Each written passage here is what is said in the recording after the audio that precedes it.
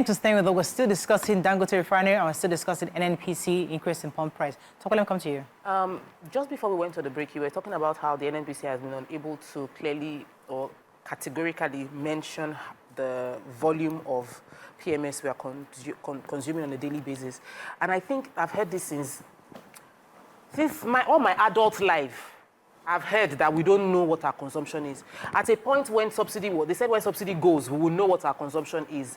And still we don't. Are we condoning the inefficiency? Do you think that Nigeria sort of condoned inefficiency from NNPC for so long? And then we've also heard about the cabal. Do you believe the cabal is inside the NNPC or the cabal is adjacent NNPC that is causing the NNPC not to be able to get a proper grip on things? This cabal, they don't work alone. They are both inside, adjacent, in the corridor, and around the NNPC. I mean, it's like a network. I mean, you can imagine some officials of government accusing the Dangote refinery of going to be a monopoly. When you have 4 refineries of your own that you cannot you don't get it to work. You can't get it to work. And now being a business for person. more than 25 years. So, if you want to break his monopoly, then make your own work now. Exactly. Just simple logic. Now, they can see the battle he fought before he can agree to give him crude, which they said they will start by October now or thereabout. So, the cabals are right there in the NNPC. And these are the same people who collected $1.5 billion for a turnaround maintenance of Port Harcourt Refinery. That never produced. The Port Harcourt Refinery, we have 2 refineries there. One is old and one is new.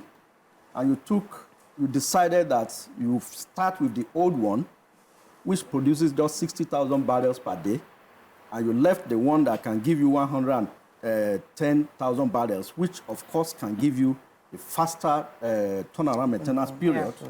So I don't see any logic in that.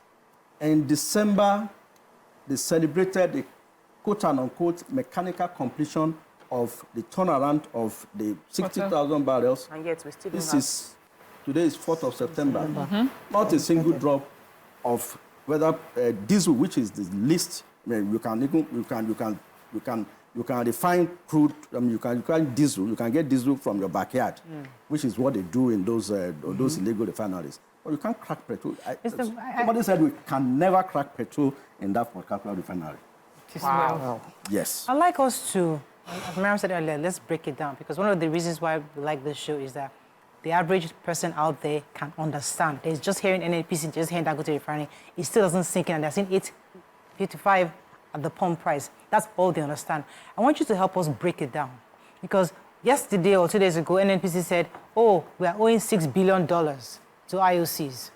Bayo and Onuga came the next day, say, oh, you see, we told you that we removed subsidy.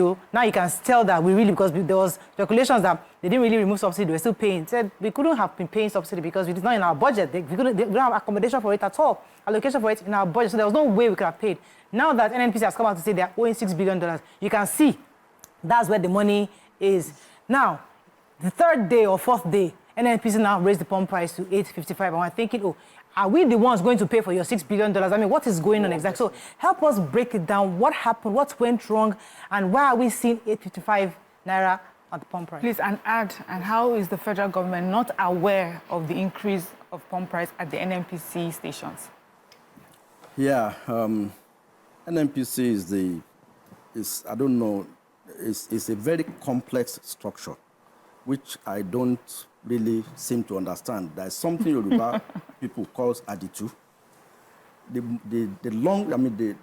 more you try to understand NNPC, the more you get confused. The more you see, the less you see. 2 weeks ago, the less you understand. 2 weeks ago, I mean, probably more you forgot to add that. 2 weeks ago, this same NNPC told us that they declared 3-point-something trillion. Yes. Yes. We read it here. So, and we're all clapping. Say, NNPC. From where? How? Now, that one was like a teaser. I mean, to Bewamora, to bring us closer. It's like somebody wants to give you a head knock. They were trying to entice you. Now, the following week, they came with, we are owing $6 billion. That's $6 billion has more than eroded the entire profit they claim to have declared. Now, a week later, yesterday, they came with the final bank, 855 Naira per litre. Boom. So, it's like, it's a chronology preparing us. It's honestly, if I were the president, I don't see what the NNPC management is doing there. Okay. Everybody go. Honestly. Yes. Now, to break it down, NNPC, in fact, from what some economic analysts rolled out, the landing cost, if we are to be importing, the landing cost of 1 litre of petrol should be about 1,150 Naira.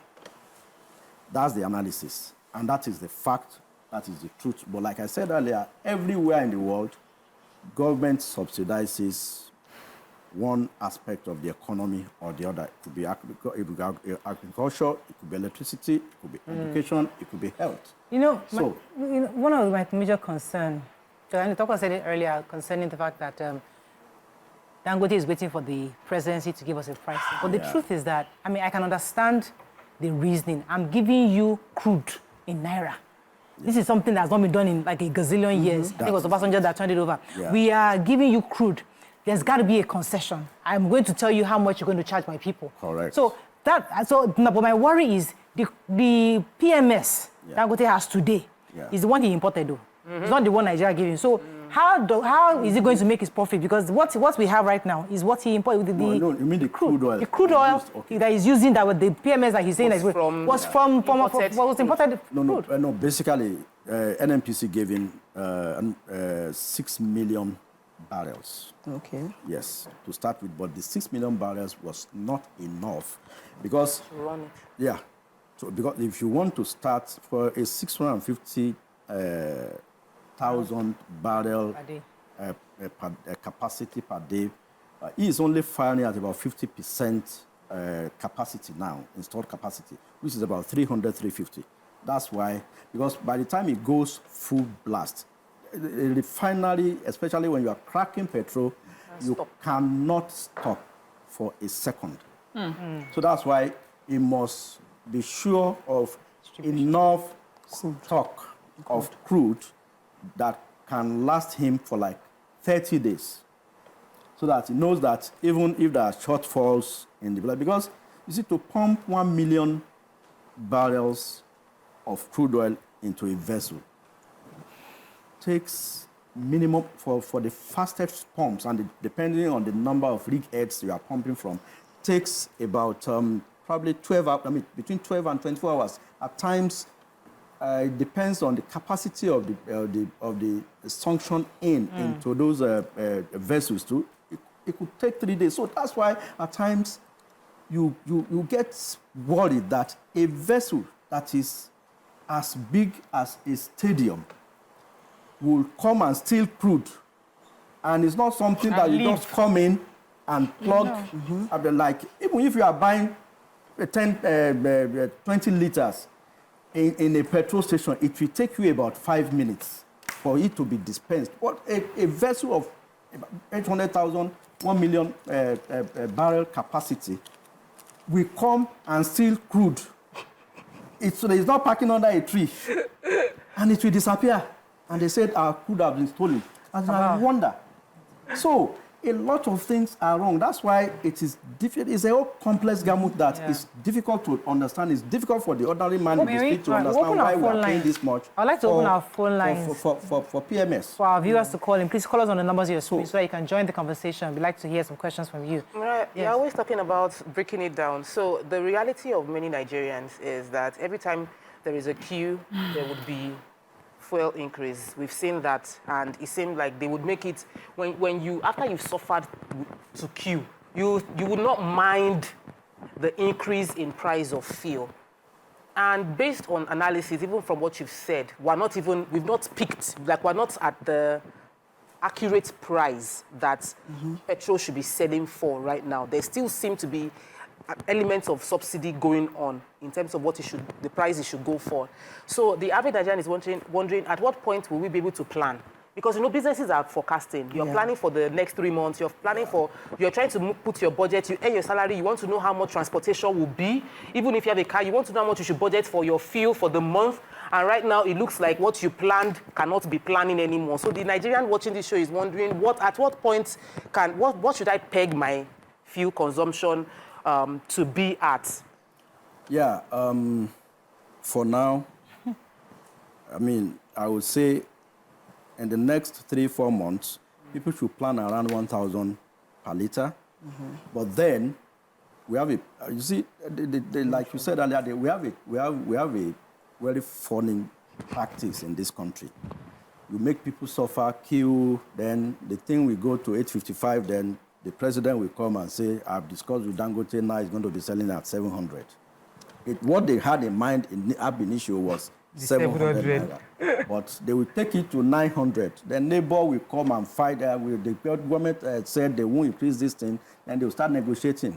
Because if they put it at 700, we will complain. People will complain. So that has always been the strategy, but it's not working. We are wiser. People know all these things. But basically, you see, oil is an international commodity. It's not water that you can just dig a well and get. Okay. It goes through a lot of processes. I have to go on a short break. The pricing is not in our hands. Let me go on a very short break. We're going to come back, we'll continue this conversation. Stay with us, we'll be right back. Thanks for staying with us. We're still discussing NNPC and Dangote Refinery. Number 2 had a question. Go ahead. Okay, so as it is right now, I'm a bit shaky with the fact that we are trying to depend solely on Dangote to provide this petrol to Nigerians and all. And I'm thinking, what if something goes wrong along the line right now? Because right now there's scarcity, there's everything, and we're just depending on him. What if he starts and then something goes wrong? How do we, as a nation, how do we now come in to avoid this kind of thing? Bank on the monopoly of yes. Dangote. Yeah, I said something earlier. I said Dangote has a storage capacity 30 days that can store refined products for 30 days. Okay. So, that one is almost taken care of. So, if there is a breakdown or a shortfall in supplies, it has both the capacity to store crude oil that can feed the stock for 30 days and also a storage capacity for finished products, especially PMS, that can stand, that can give us a 30-day supply. Yeah. So I think he has taken care of that. All of that. Let me take Pastor Joseph. He's been holding for a while. Good morning, Pastor Joseph. You're live. Pastor Joseph, good morning. You're live. Hello? Go ahead, Mariam. Okay. So my question is, as much as I wanted us to really celebrate what I believe is a huge win, the fears are valid. But so one of my fears really is we saw the challenges that he sort of had to overcome before we got to this point. So my problem is, as with a lot of times that's happened in Nigeria, is that policies keep changing. What ways do you think that the Dangote Refinery may be affected by policy change? Especially, as I hear, if you have a refinery in the country, you must make sure that local demand is met before you can export. In what ways do you think policies can affect this part of his business, and what are the things that an independent refinery in any country can do to protect itself from changing policies? Yes, that's why I blame Dangote for relying solely on supply from NNPC for its crude stock. Of course, naturally, be given. It should be given. Exactly. It should get it should get the right of first refusal for, and that's what the PIA law says, that local refineries, not Dangote alone. We have some blending. We have some modular refineries with a combined capacity of about 5 or 6 of them. The combined capacity of about 50 1,000 barrels, of course. But for Dangote, it's 650,000. A government policy that will affect that kind of business will have to be deeply thought out, because Dangote now is like a first bank to the banking industry. Yeah. First bank is of systemic importance. The CBN cannot allow it to fail. So it must continue to make sure it's okay. So the same way, Dangote Refinery now is of systemic importance to the energy sector in Nigeria. So policies Must support it. must support Dangote Refinery, because look at what Otedola wrote yesterday. I read that letter more than 3 times. He said 25 years ago, he wanted to acquire NNPC owned refinery. They kicked against him. In fact, at the time he bought it, the 2 of them formed a consortium. They bought it, and policy reversal. But I think he should thank his stars for not even buying those moribund refineries then. Yeah. Now he has his own. So he should have a backup plan, because honestly, NNPC has sold our crude in exchange for this 60 billion they are talking about till June next year. Yeah. I mean, some, maybe 100,000, they have committed 100,000 barrels per day. For some, it is 90,000 barrels per day. But cumulatively, if you look at it, probably about 400,000 barrels per day till June next year. Let me take this call from Hassan. He's been holding. Good morning, Hassan. Thanks for calling. Hello, Hassan. Someone on the phone lines. Hello, Hassan, can you hear me? Okay, I think we're having issues. Now, let me just talk as a Nigerian in La La Land, you know, just this hour, let me just think, let me just do the positive, what I'm thinking, the silver lining I am seeing, I'm foreseeing, that this NNPC phase will phase out in the sense that, okay, they are the sole importers currently from international refiners. Now, currently what they have, they're trying to sell it off. Now, crude has been given to Dangote, a Nigerian. Yeah. So eventually, when Dangote starts to refine our own crude, I expect that based on what meeting he has with the president, they're able to say, okay, Dangote, based on the fact that I'm giving you this in Naira, sell to Nigerians at 200 Naira, just in my head. Just sell to them, okay, 300 Naira, right? Now, unfortunately, NNPC still has their own backlog, as you said, right? So they have to keep selling at 850. But we can now start going, maybe not all stations would have Dangote's petrol. But gradually, more Nigerians will now start becoming other banks. You know, Dangote is the first bank. Yeah. The other banks, like the GT banks and Zenith Bank, will now start coming in. Other modular refineries start getting bigger, getting the crude at the same price as Dangote. And then, hopefully, NNPC will now have serious competition. That's what I'm just thinking in my head. That this time next year, we might start buying fuel at a very reasonable, like maybe 200, 300 Naira per, because it's let me also... That's the La La Land thing in my head. Still within the La La Land area, is it possible for any private importer to compete with the current NNPC structure? It's almost impossible. Okay. Almost impossible. Diesel has been deregularized a long time ago. That's why you see diesel almost available, very stable.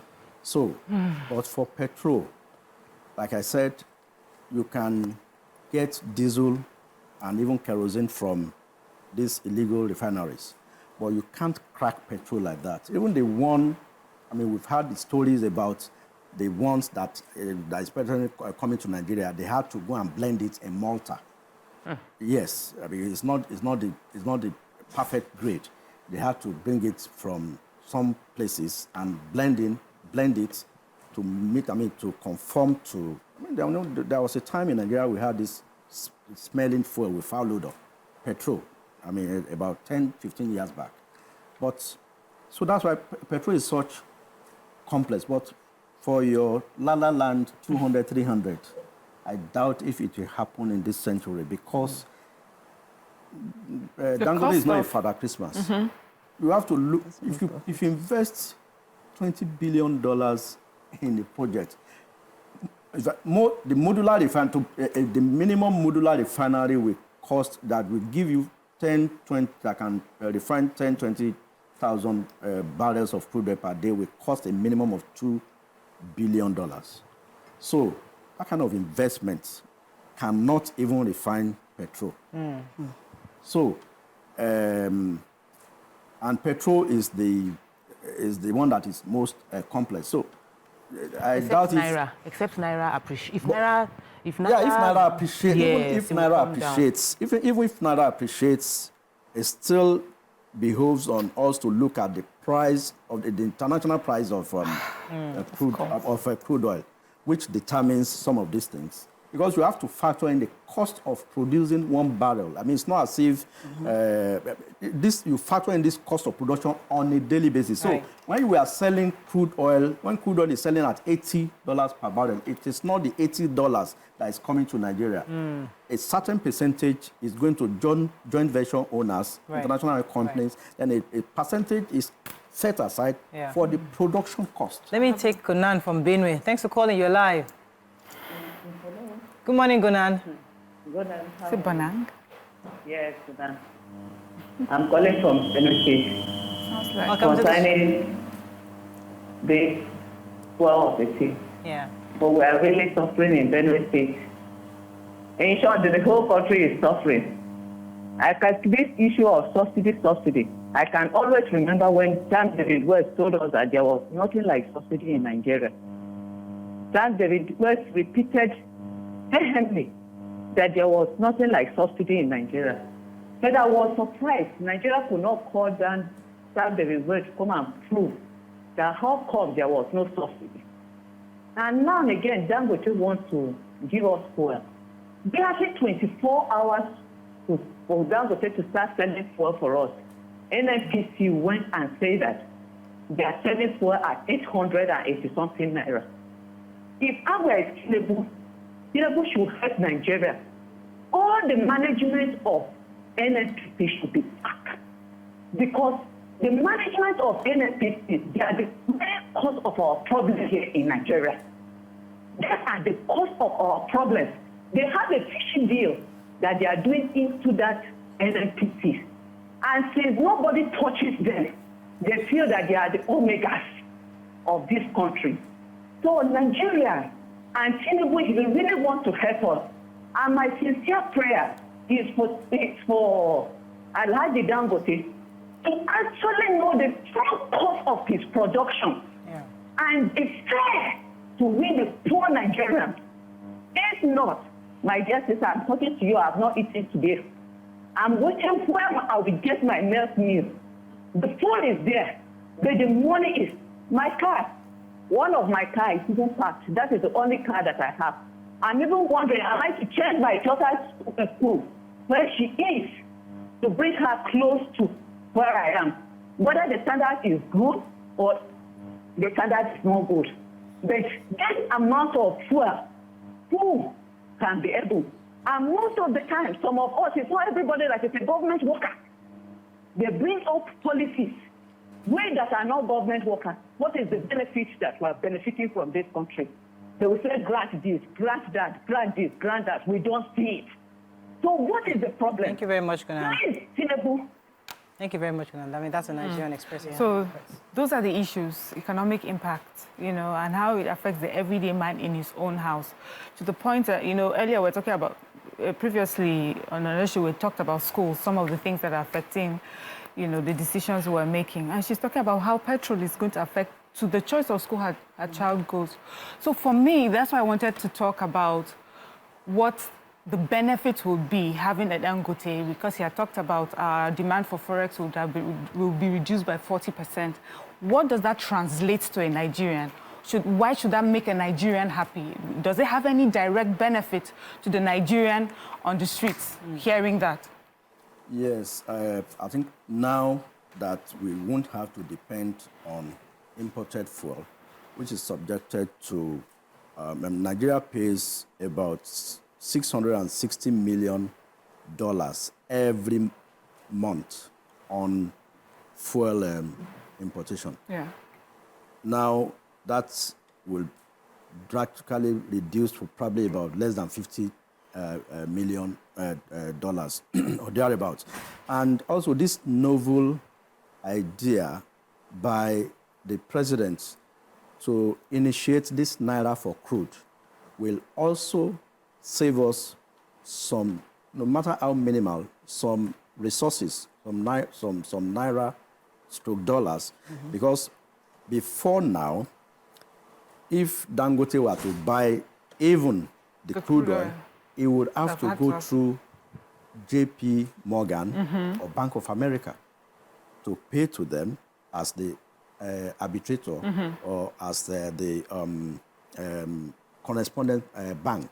But now it's Afrexim Bank with some Nigerian banks that will ensure that a line of credit is opened by Dangote with NNPC in exchange for crude, while NNPC also opens a line of credit with Dangote.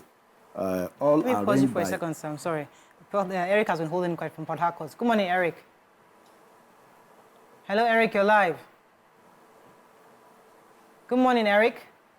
I wanted to just ensure our viewers are also part of the conversation. Go ahead. Let me. So the Naira-for-crude will save us the cost of importing, the days, paying for vessels, shipping and all that, then the tank farms that the NNPC hires to store these products. Mr. Jamiu, let me poke that a bit, because I know that, as I said before, in the past, it's not so novel because it's happened in the past. And I think either Basanjo, one of the former presidents, was one that turned it over. Yeah. There was a time where we were selling crude to Nigerians in Naira. And then these Nigerians, unscrupulous elements, started this thing they get in Naira locally, they start exporting it because they know it's in demand in other countries. And then so we're losing money, we're losing crude to Nigerians. So I think I'm trying to remember the story, the article I read. So my worry is that Dangote, yes, gets this crude in Naira. Now, if once things stabilize, the fear many are having is that once things stabilize, maybe 1 or 2 years, Dangote might start taking this crude he's getting for cheap, exporting it to other countries for it to refine and making his own product. As he's a capitalist, he has to make back his $20 billion. So Why is would that? he do that? I'm just saying that was one of the problems. That's what happened before. I was told where Obasanjo now flipped it over, where you now have to start selling it directly to international oil companies. What used to happen was the federal government gave NNPC a concession. That's when our 4 refineries were still working. Yeah. They call it crude swap, not in Naira.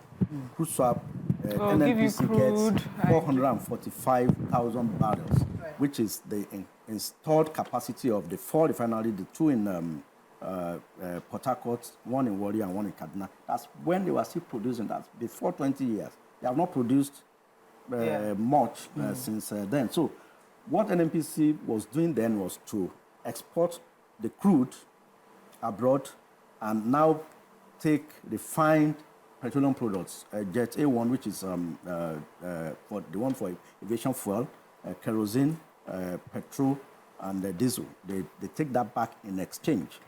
So, why Dangote will not likely do what NNPC did. What NNPC did is because, apart from the fact that it's the only one that has the capacity to crack PMS now, which is petrol. From a barrel of crude oil, there are about 250 components. The engine oil, lubricating oil that you use, that we use in our vehicles, petrol, kerosene, heavy oil, low poor fuel oil, the one used by heavy industries, and condensates used by thermal plants to generate electricity. All these are components. Then there are some other, even fertilizer. Some of these components go into the production of urea fertilizer. So it won't even, crude oil is like gold. Almost everything you can use. So it pays him to add value to it by producing and getting all these chain of products than to export the crude. I mean, it's for any gain. But I just hope they won't frustrate him to. Well, before I come to you, Sokwe, let me take Kehinde from Mota, then we'll come to you, Sokwe. Kehinde, you're live. Good morning, Kehinde. I think this Dangote thing we've affected our phone lines. Good morning, Kehinde. Are you there? Go ahead, Tokwe. Okay, so I wanted to talk about the impact on Nigerians as well. Back to impact on Nigerians. I think it was on Monday that myself and my friend in Ibadan went to buy fuel, and while we're in the filling station, we saw a man push his bike to the filling station, and he reached out to beg that he just needs like 2,000 naira to put like 2 liters so he can get home, because he could not afford to buy fuel into the vehicle. And I know that the president has promised renewed hope, and we are trying to achieve that, but it doesn't seem like the average Nigerian is feeling any renewed hope. It's like everything is shrinking and shrinking what is available in the pockets of Nigerians. So they're seeing this policy as another way to shrink their income even further. So my question would be, the government side from the government side, what can they do to help Nigerians, even as they are dealing with the fact that petrol will continue to go up? What would be the right palliative measure? What would be the right support to give to the average Nigerian? How can the government help them? Yes, I think one of the moves taken by the federal government, which I think is this CNG initiative, there's something they call the compressed natural gas. There are some filling stations now. If you go to Mobile on Agidingbi, and I think the Mobile on Express, you can get gas for your vehicle, but then you need to convert your engine to a CNG engine, compliant. So, and then what the government can do is to subsidize the rates of this conversion for as many Nigerians as possible, especially the low and the middle income earners, so that we know that at least we are getting something from government. Because if you have an engine that is running on CNG, it will also run on petrol. But if petrol is selling at 855 naira per litre now, but CNG is less than 200 naira per cubic meter. So, and it lasts longer. It's a cleaner form of energy. If your vehicle runs on CNG, you won't need to do any servicing for 6 months, because the wear and tear on the engine is reduced. So, government can subsidize this conversion and also make more NNPC stations and other stations compliant, so that people can get it in more places. Right. That is the only way, so that the pressure on petrol will reduce drastically. And let me go on a break. I think we can wrap up on petrol for a second, because generally we just have to wait. And it's important for us to let Nigerians know what the issues are, discuss the issues, but all we can do as Nigerians is really to wait and see how the Dangote Refinery begins to distribute, and we'll see how NNPC is able to distribute and offtake. I think they're the singular offtaker now for Dangote. We'll see how that goes. That's going to show you. When we come back, we'll talk about the state of the nation with our guests. Stay with us. We'll be right back.